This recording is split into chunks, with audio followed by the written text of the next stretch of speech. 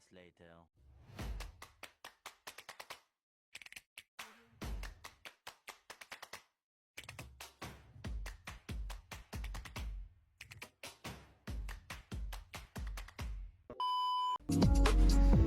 Assalamualaikum warahmatullahi wabarakatuh. Perkenalkan, nama saya Fairul Sabila dari Fakultas Pendidikan Biologi dengan NIM 2510211015. Pada kesempatan ini, saya akan menjawab UTS Landasan Pendidikan Biologi pada tahun 2025 sampai 2026 yang diampu oleh dosen Bu Aulia Nanda Pravitasari. Saya akan jelaskan singkat tentang sesuatu yang sebenarnya dekat dengan kita, yaitu pendidikan. Bukan cuma pendidikan di kelas, juga bukan cuma soal nilai, tapi tentang kenapa manusia itu perlu dididik, apa sih arti pendidikan yang memanusiakan manusia, dan bagaimana kita sebagai mahasiswa bisa ambil peran dalam memperbaiki pendidikan manusia.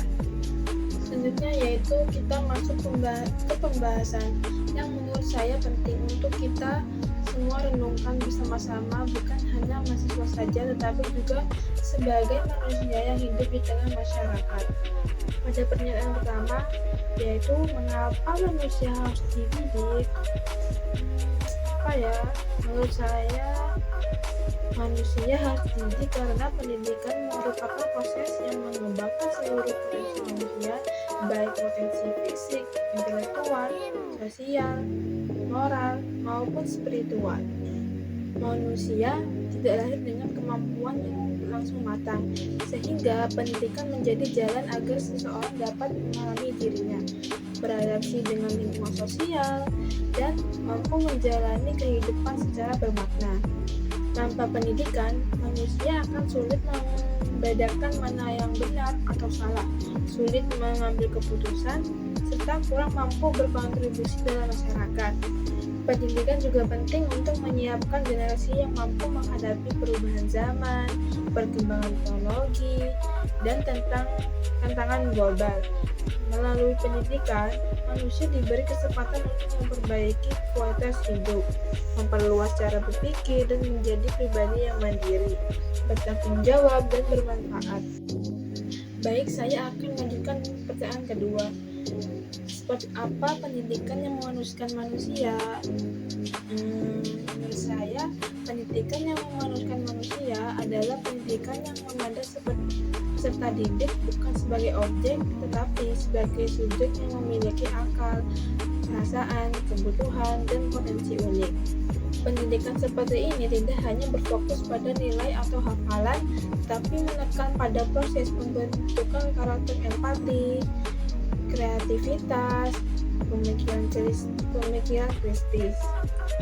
Pendidikan yang memanusiakan manusia memberikan ruang bagi peserta didik untuk bertanya, berdiskusi, berpendapat, berekspresi. Guru tidak hanya berperan sebagai pengajar, tapi juga sebagai pembimbing dan fasilitator. Selain itu, pendidikan yang memanusiakan manusia harus menghargai keberagaman, memberikan rasa aman, bebas dari kekerasan, dan mendukung perkembangan emosional peserta didik. Intinya, pendidikan harus membantu seseorang menjadi pribadi yang utuh, berbudaya, dan mampu hidup berdampingan secara harmonis dengan orang lain. Pertanyaan selanjutnya yaitu bagaimana menerapkan landasan filsafat dalam jalannya pendidikan di Indonesia. Yaitu penerapan landasan filsafat dalam pendidikan Indonesia dapat dilakukan dengan cara memastikan bahwa setiap proses pendidikan didasarkan pada nilai dan prinsip dasar yang sudah menjadi cita-cita bangsa. Misalnya, melalui filsafat Pancasila, pendidikan harus mengajarkan nilai kemanusiaan, persatuan, musyawarah, dan keadilan sosial. Dalam praktiknya, hal ini dilakukan melalui pembelajaran yang membutuhkan sikap toleransi, menghargai perbedaan, membiasakan kerjasama, dan membentuk akhlak mulia. Selain itu, penerapan landasan filsafat dapat dilakukan dengan cara merancang kurikulum yang tidak hanya fokus pada aspek kognitif, tetapi juga pada aspek afektif dan psikomotorik. Guru juga perlu menerapkan pendekatan pendidikan yang sesuai dengan nilai-nilai kemanusiaan seperti dialogis, demokratis, dan tidak otoriter. Dengan itu, pendidikan di Indonesia tidak hanya mengajarkan ilmu, tetapi juga membentuk karakter sesuai jati diri bangsa Indonesia. Pertanyaan keempat yaitu paparkan unsur apa saja yang berperan dalam kemajuan pendidikan di Indonesia. Beberapa unsur penting yang berperan dalam kemajuan pendidikan di Indonesia diantara lain: 1. Pemerintah yang bertanggung jawab membuat kebijakan, menyediakan anggaran, membangun fasilitas, dan mengawasi kualitas penyelenggaraan pendidikan. 2. Guru dan tenaga pendidik sebagai pelaksana utama pendidikan yang menentukan kualitas proses belajar mengajar. Guru yang profesional akan meningkatkan kualitas pembelajaran. 3.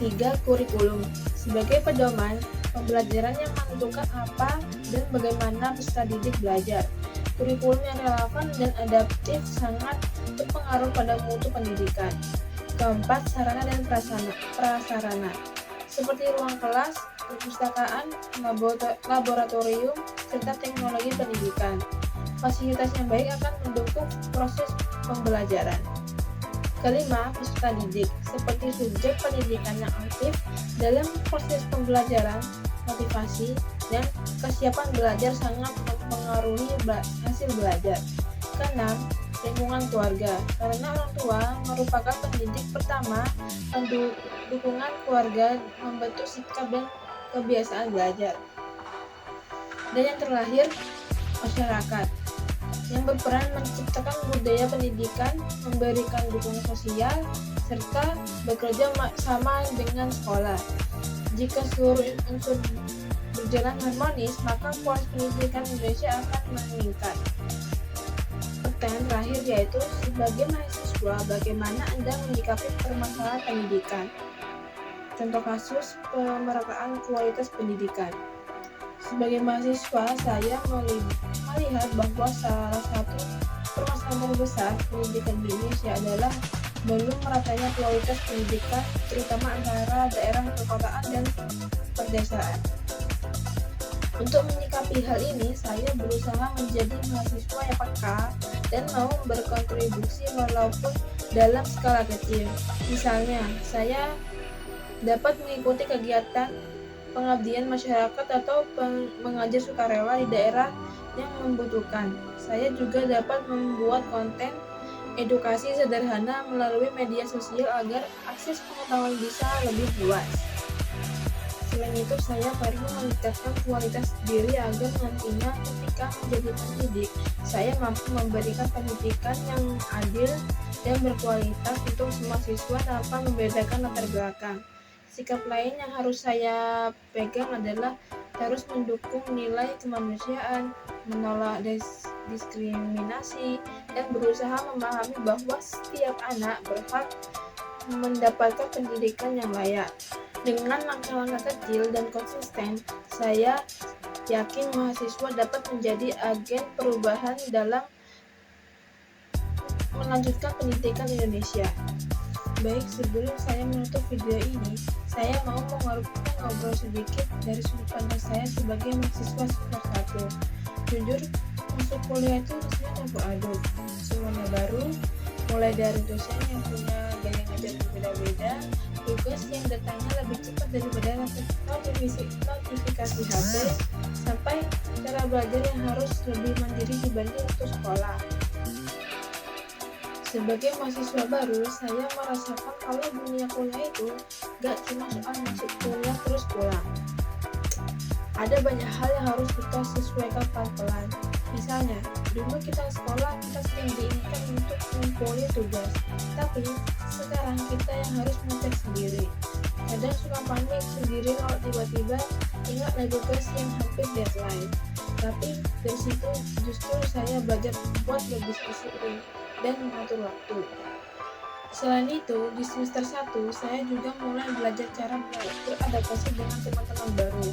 Banyak yang karakter yang berbeda-beda, tapi justru itu yang bikin seru. Kita jadi belajar saling bantu dan bagi catatan diskusi kalau nggak ngerti materi. Meskipun baru mulai, saya sudah merasa kalau lingkungan kampus itu bisa jadi tempat kita tumbuh bareng-bareng. Yang paling terasa adalah cara berpikir saya mulai berubah. Mata kuliah seperti landasan pendidikan bikin saya ngerti kalau pendidikan itu gak cuma tentang hafalan atau nilai. Ada filosofi atau tujuan di baliknya. Bagaimana kita butuh supaya jadi manusia yang lebih baik, punya karakter, dan bisa bermanfaat buat orang lain. Walaupun kadang materinya terasa berat, tapi pelan-pelan saya mulai mengerti dan merasa kalau ini penting untuk masa depan saya sebagai calon pendidik. Sebagai mahasiswa semester 1, saya juga punya banyak kekhawatiran. Kadang takut salah langkah, takut nggak bisa ikuti perkuliahan, atau takut nggak sesuai ekspektasi. Tapi saya belajar bertenang dan menikmati prosesnya.